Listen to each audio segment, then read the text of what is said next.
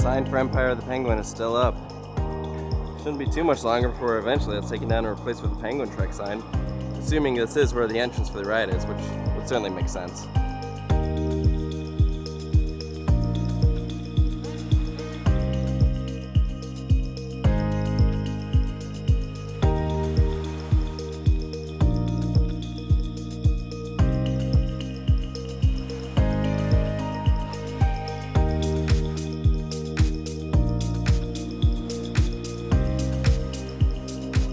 So what we're looking at here is the first turn as it launches out of the show building, and then this turn closest to us is the final turn into the brake room. So you can see the brakes out over there.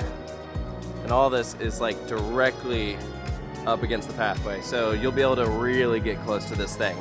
Once these work walls are gone, you will be able to walk directly underneath it. That's gonna be pretty cool.